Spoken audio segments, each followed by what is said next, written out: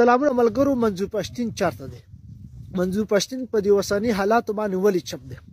منظور پښتين ولې نه راوځي؟ ملګرو جواب یې درته وایم. ویډیو شیر کړئ، ویډیو ریپوسټ کړئ، ټول دنیا ته دا ویډیو ورسوئ. منظور پښتين اوس هم په دې پښتونخوا کې دی، خو منظور پښتين ستا د یو کولو لپاره شپه ورځ یوه کړه. لویې جرګې راوغوښتلې.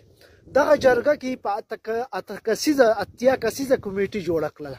80 کسان یې مشر کړو، واک یې ورکړو چې څه کوي هغه وکړه، خو هغه هم لا غایب دي.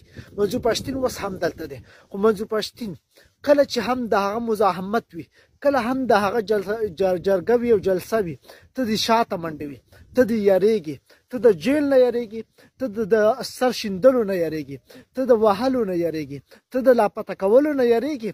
خو کله چې منظور پښتين خاموشه دي، بیا منظور پښتين چرته دی؟ تا څومره جلسو کې شرکت کړی د منظور پښتين چې د امن دپاره وي؟ تا خو د عمران خان دپاره شپه ورځ یو کړې، تا خو د فضل الرحمن دپاره شپه او ورځ یو کړې، تا خو د ایمل ولی خان دپاره شپه ورځ یوه کړې، تا خو د نورو پارټیانو دپاره د هغوی د مفاداتو دپاره دومره راوتی، ځان دې دومره ووجلو چې هغه ستړی کېږي نه.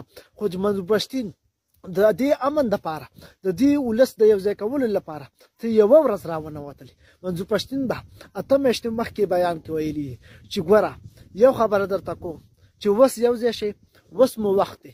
بیا چې کله هم جنگ شروع شي، نو په جنگ په وخت کې کله هم مونږ دغه نشو کولی چې د چا نه ماشین مات کړو، د چا نه ټوپک مات کړو. دا په جنگ په وخت کې نه کېږي. خو اوس درته وایم چې اوس د وخت دی، یو شه، ټول پښتون یو شه. نو زه د الله نه امید لرم چې تا به الله نه غر کوي. دا خبره دغه په ریکارډ پرته ده او دا یې پکې ویلي چې جنگ را روان دی، جنگ به خامخا کېږي. خو نه، پښتون په پارټۍ کې، په ضد کې، په عناد کې، په بغض کې نوتلی دی. په ضد رانیولی دی، د خپلې پارټۍ دپاره ځان هم وژني او خپل مفاد دپاره هېڅ چې کله هم چې کوم دی د ولس د مفاد دپاره نه دی راوتلی. منظور پښتين اوس هم دلته دی. خو آیا چې په تا غږ وکړي په 10 میلیونه پښتانه څو میلیونه به راوځي؟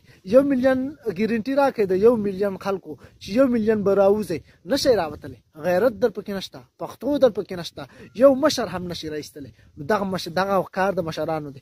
باید منظور پښتين په دې وخت کې ټارګټ نشي منل.